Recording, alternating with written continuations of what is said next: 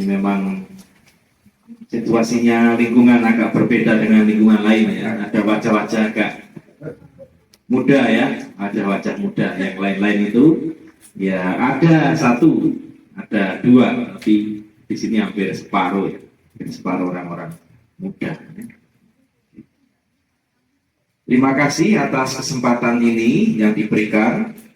Jadi visitasi ini adalah dalam rangka rangkaian acara Pesta Pelindung Paroki yang nanti akan kita peringati bersama pada akhir bulan Juni. Jadi untuk itu ya. Jadi yang namanya visitasi itu ya kunjungan ya. Yang penting, wah ini kok kata sangat ini penting.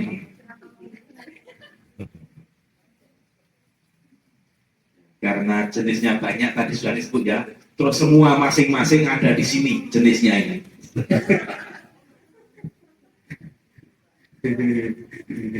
Jadi sini melimpah sekali ya. Melihat romonya sudah begini ya, sudah Tuhan kasihanilah kami perutnya. Itu ya, yang pokok dalam kunjungan tentu adalah adanya perjumpaan. Ya, yang penting adalah pokok adalah kita berjumpa. Ya. Itu. Dan hal yang ingin kami sampaikan ada dua hal penting terkait informasi dari paroki, di mana kita nanti akan melihat kembali kurang lebih sejarah paroki kita dan sedikit tentang pelindung paroki kita. Dua hal itu yang pokok dan nanti dapat tentu dilanjut dengan mungkin ada sesi tanya jawab atau apa, itu tidak terbatas pada tema ini, itu sangat bebas. Oke, kita masuk yang pertama ya. Teman-teman, saudara-saudari, Bapak Ibu masih ingat tahun kemarin itu kita hari ulang tahun ya. Yang keberapa? Ya, sudah ada kaosnya itu 80 tahun yang belakang itu tulisannya ya. Ulang tahun bingung katanya. Ya. Karena memang kita membentuk panitia HUT ke-80, tetapi ternyata setelah kita melihat sejarah yang ada, yang tertulis, kemudian ternyata usianya belum 80 ya. Itulah yang akan kita lihat bersama-sama supaya pertama-tama ya tidak hanya terkait dengan tanggal-tanggal yang ada, tetapi yang paling pokok bagi saya adalah kemudian kita bisa mensyukuri ya perjalanan yang sudah begitu cukup panjang ini ya.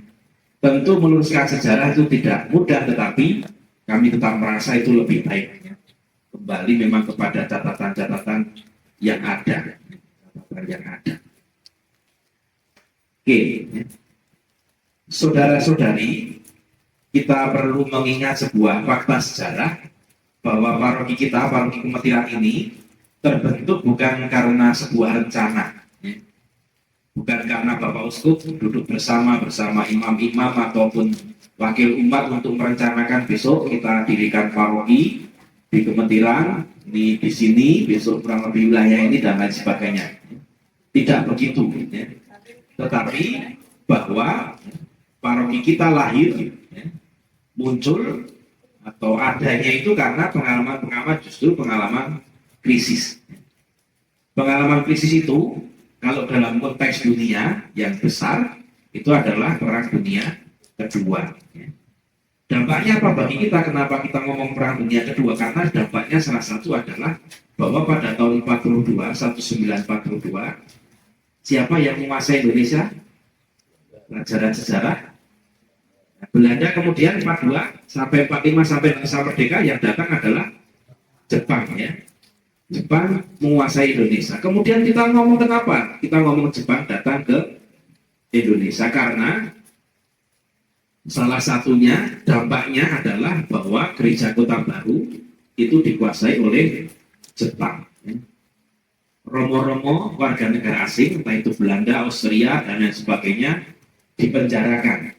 Namanya diinternir, tapi sebenarnya juga sama dengan dipenjarakan, kebanyakan di penjara Sukamiskin, Jawa Barat. Artinya apa?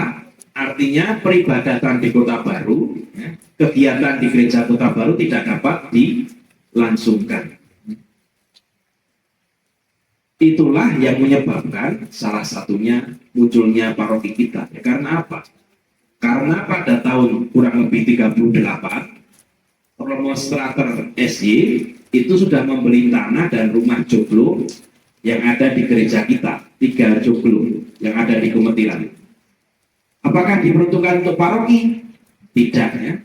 Rumah itu dibeli sebagai asrama atau tempat SGA, ya, sekolah guru atas. Maka ketika Jepang datang pun, ya, SGA itu tidak dapat melanjutkan proses belajar mengajar atau fungsinya karena ya zaman Jepang itu semua serba tidak mudah, ya. Untuk itulah, ya, muncul gagasan ketika Kota Baru tidak bisa mengadakan ekaristi, tidak bisa untuk berkegiatan karena dikuasai oleh Jepang.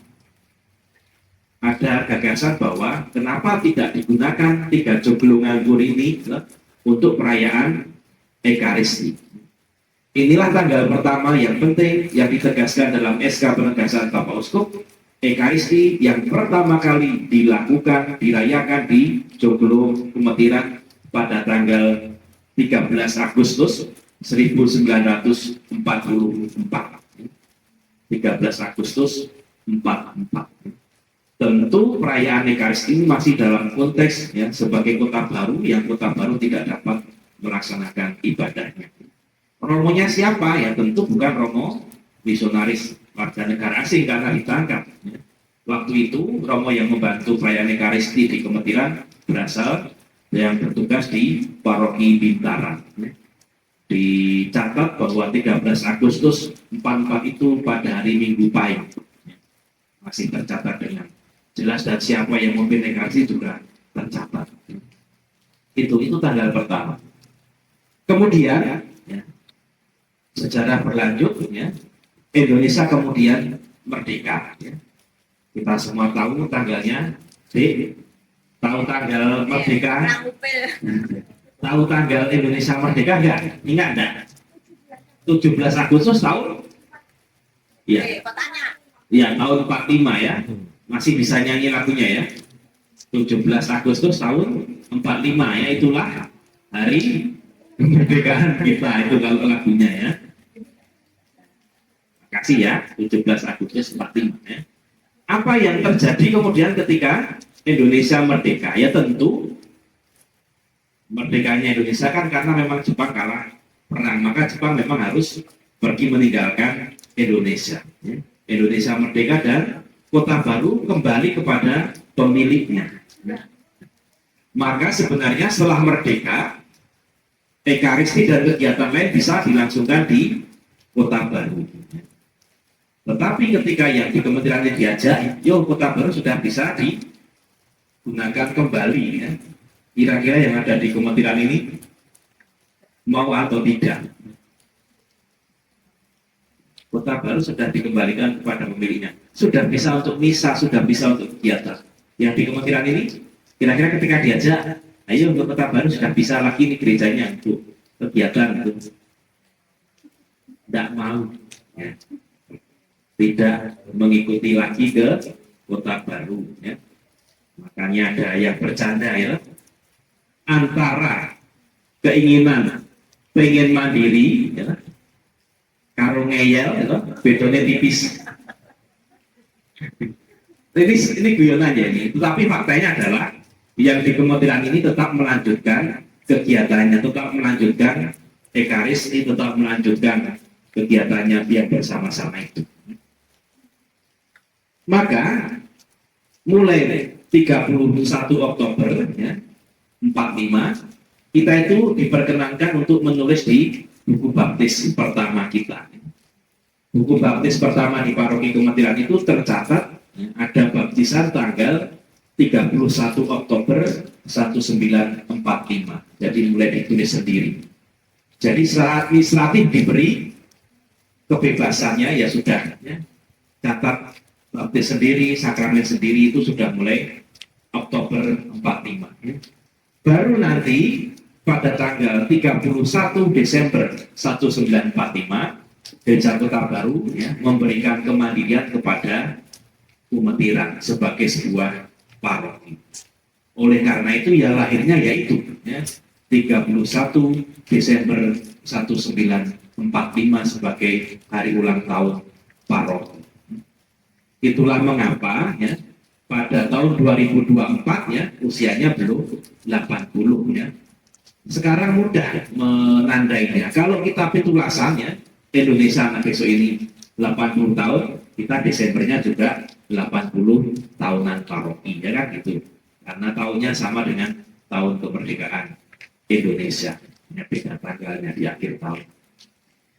Itu dua tanggal ya. Tanggal kedua yang dicatat. Masih ada satu event penting dalam SK penegasan itu, yaitu terkait dengan pesta pelindung paroki yang namanya adalah Hati Santa Perawan Maria tak bercelah. Ya, ada yang menyebut Hati Santa Perawan Maria tak bernoda.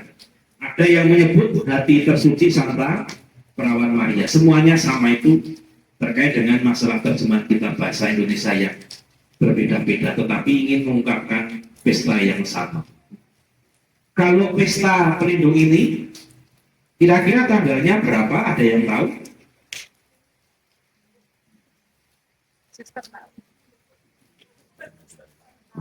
Kita tidak pernah hafalkan tanggal-tanggal biasa. Tahunya kita tanggal muda sama tanggal tua. Ya. Pada tahun ini akan jatuh pada tanggal 28 Juni. Akan tetapi untuk pesta pelindung tanggalnya itu tidak tetap. Yang tetap adalah harinya. Akan selalu jatuh hari Sabtu. Hari Sabtu saat apa? Hari Sabtu saat pada hari Jumat sehari sebelumnya adalah pesta atau hari raya Hati Kudus Yesus. Ya, hari raya Hati Kudus Tuhan Yesus. Jumatnya. Kemudian Sabtunya akan selalu menjadi ya, pesta Hati Tersuci Santa Perawan Maria. Ya. Kalau tidak tetap, hitungnya kurang lebih bagaimana? Ya. Patokannya adalah begini.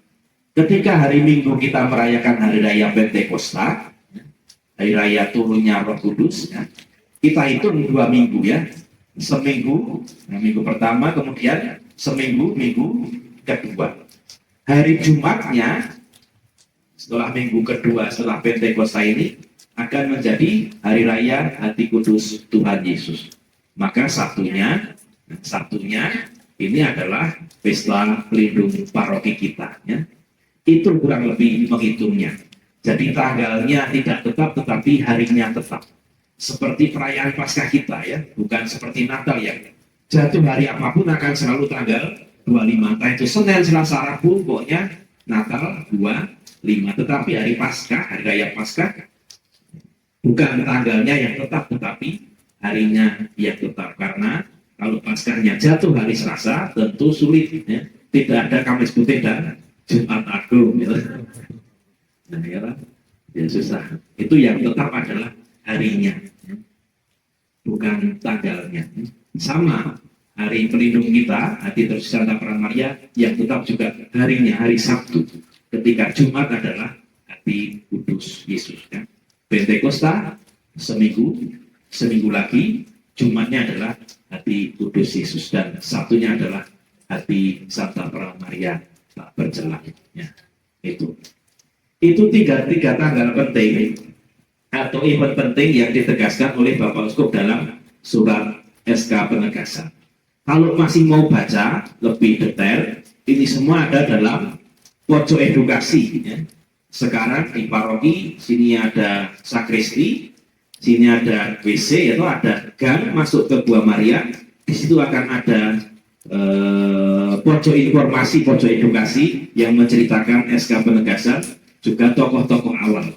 Salah satunya Romo Strater yang membeli tanah itu tadi, ya, yang memberi berkat awal bagi kita, ya, dan membeli tanahnya itu dibantu oleh Patih terakhir Keraton Yogyakarta. Ya. Karena apa? Waktu itu, ya, Patih itu mengenyam pendidikan di Belanda, jadi komunikasinya tentu mudah dengan romo-romo yang dari Belanda dan lain sebagainya.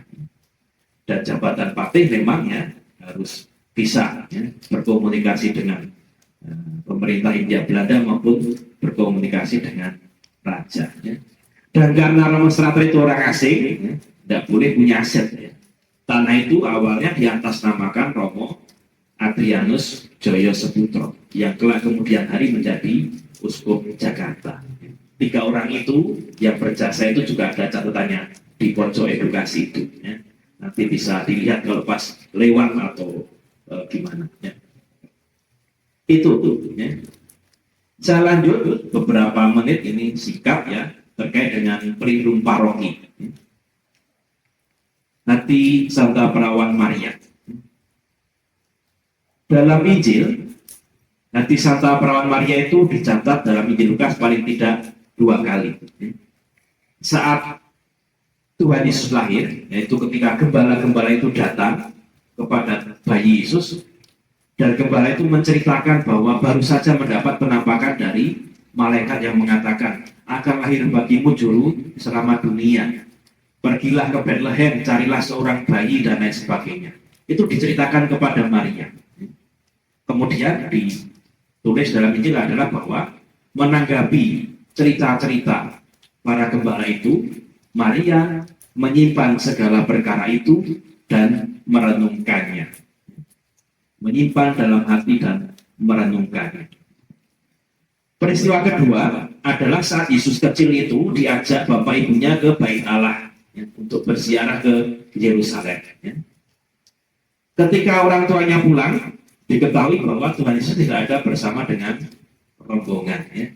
Maka Bapak Yusuf dan Ibu Maria kembali lagi ke Yerusalem untuk mencari Tuhan Yesus. Ya. Dan ditemukan di sana, diceritakan sedang bercakap-cakap bersama ya, para pemuka agama. Ya. Ketika ditanya mengapa engkau melakukan ini kepada kami, jawabannya kurang lebih adalah mengapa kalian mencari aku, ya bukankah aku harus berada di rumah Bapakku, kan kurang lebih ceritanya itu.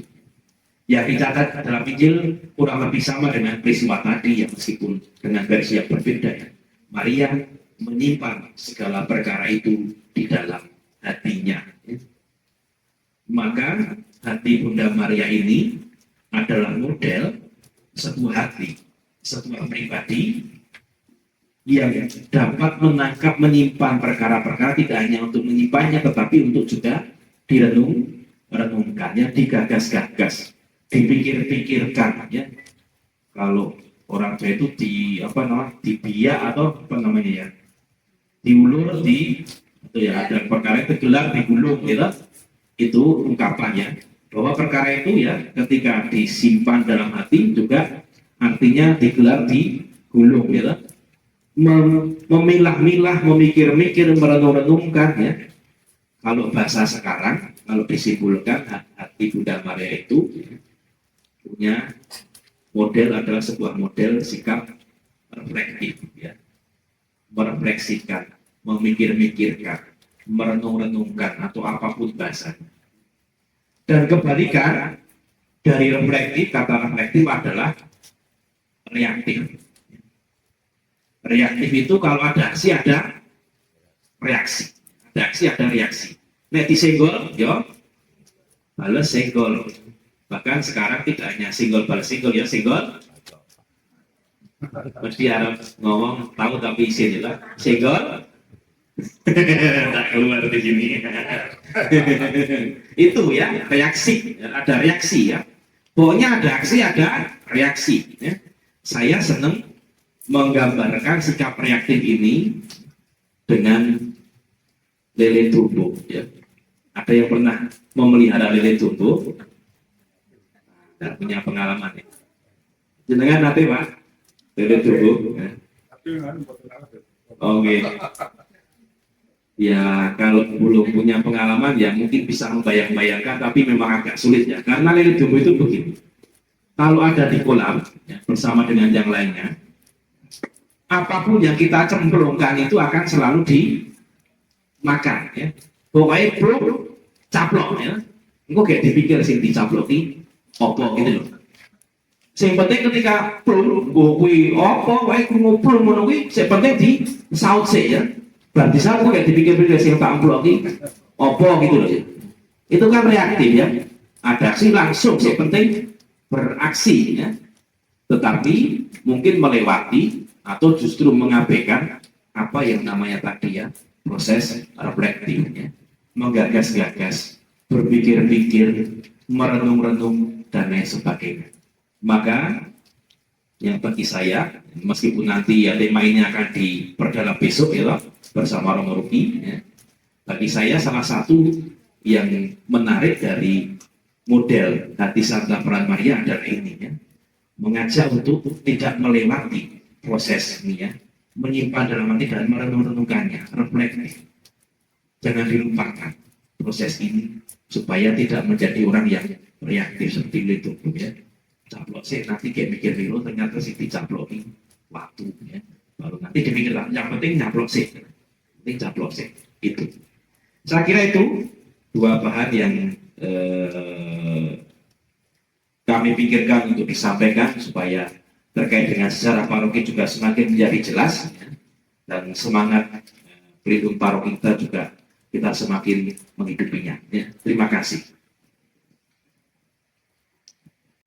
HUT yang ke-80 di tanggal 3 besok sore ini sudah sarasehan ya Romo ya? Ke siapa ini titik referensinya ya, dari lingkungan maupun ya dari paroki, ini hubunginya siapa? Kalau akan ada apa-apa ya, ke lingkungan hubunginya ke siapa ya? Maka memang ya mau tidak mau ya sebagai lingkungan tetap ada yang entah itu disebut ketua lingkungan, pemolingan ataupun apa ya yang mewakili karena punya peran sentral dalam alur komunikasi tetapi juga dalam alur ya pengembalaan lingkungan. Contoh sederhana ya, akan ada perbedaan ya ketua lingkungan misalnya sing Greta dengan yang tidak Greta. Greta itu artinya punya perhatian khusus ya. Sing sederhana ya, misalnya ya ketika ada yang sakit ya nyoba romo ini sudah tidak bisa apa-apa, apakah bisa ya meminta sakramen pengurapan orang sakit, itu kan kegretehan pamonglingan. Mungkin umat ya tahu tetapi tidak sampai berpikir situ karena keluarga mungkin mikirnya ketika ada yang sakit ya fokus ke sakitnya ya, tetapi kemudian mungkin ada orang yang dapat pandang ini sudah sakit, sudah sepuh begini, baik ya kalau mau keluarga nanti dimintakan sakramen pengurapan orang sakit atau lain sebagainya. Ini ya, sangat tergantung pada orang-orang yang ada di lingkungan itu, termasuk ya perannya pamong lingkungan. Karena orang yang di sana kan kami yang paling tahu situasi kan ya pamong lingkungan ya.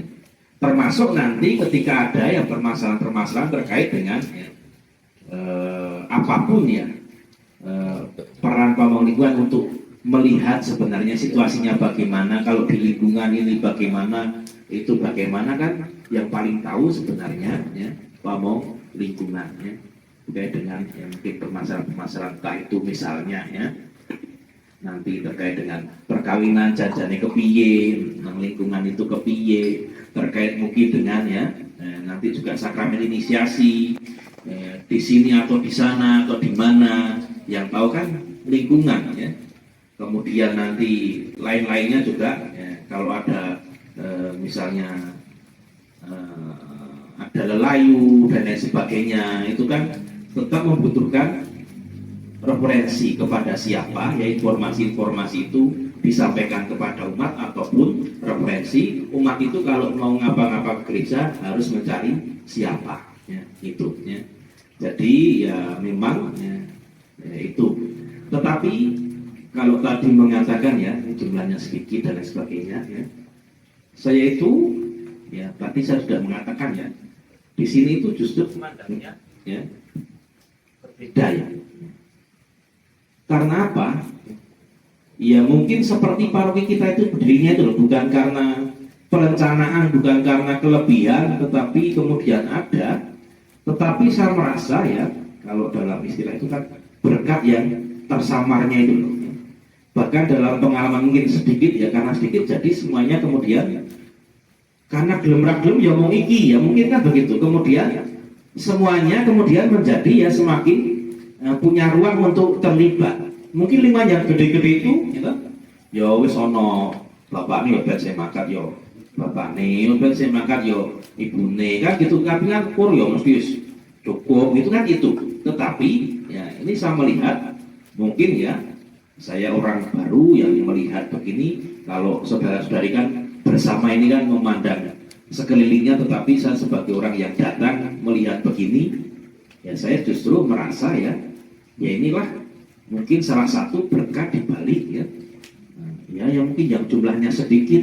Nah, kemudian mau tidak mau orang muda ini harus terlibat. Nek orang ya orang genep rolas misalnya anggota laksana atau untuk apa? Ya. Kan sing ini kalau hanya mungkin yang bapak ibu saja mungkin tidak mencukupi, maka terbiasa ya orang-orang muda ini juga terbiasa dengan akrab dengan tugas-tugas. Sementara di lingkungan lain ya mungkin tidak tersapa karena ya memang pertama ya mungkin di kegiatan juga tidak, tetapi karena ya masih cukup saja sampai sekarang. Ya. Tidak ada keadaan ya seperti kalau odol itu ya orang masih melotot gitu loh ya. Jadi kemudian tidak tampak ya, tetapi karena keadaan ini memaksa, ya itulah ya salah satu berkatnya. Sementara ya di lingkungan yang besar-besar mungkin ada yang mau dipisah saja perlu merasa takut, kok kayak kepiye, tapi ya, ini lingkungan dapat menjadi contoh ya, yang jumlahnya memang semakin sedikit ya, tetapi dalam arti ya vitalitasnya ya, perannya atau hidupnya, geraknya ya, apanya itu denyutnya itu dirasakan hampir seluruh bagian dari lingkungan karena memang kecil. Karena gagasannya kan lingkungan memang punya vitalitas ini, jadi kecil ya, tidak terlalu berat karena harus punya gerak yang kurang lebih ya cepat ya, bersifat kekeluargaan ya, tidak terlalu sangat formal tetapi juga tidak asal-asalan ya, tetapi punya kedekatan yang memang ada ini. Ini sebenarnya dipikirkan dalam pastoral lingkungan ketika mengatakan akhirnya sampai pada masalah teknis, kalau lebih dari 50 baiknya pecah misalnya, dimekarkan ya. Tetapi lihat yang 54, 56 kadang 60 pun tidak berani untuk dimekarkan karena gimana ya. Tetapi di sini justru saya melihat ya justru karena keadaan itu ya agak artinya kahanan itu ya memaksa itu justru menjadi bertumbuh ya, justru menjadi bertumbuh. Dan ini saya kira ya berkat yang dapat dirasakan teman-teman ya, termasuk orang-orang yang muda yang ada di sini ya. Tekanan lingkungan itu bukan sesuatu yang menjadi asing bagi mereka gitu. Mungkin ya ketika mereka ada di lingkungan lain, tekanan mungkin ya DWA gitu, kan menjadi sesuatu yang asing. Tapi kan di sini ya karena mungkin biasa dilibatkan, biasa ikut, biasa bersama ya, kemudian ya sudah ya lingkungan ya kita semua ini ya. Itulah berkatnya yang justru saya lihat malam ini ya. Itu. Terima kasih. Diberkati sepanjang waktu, cintamu nyata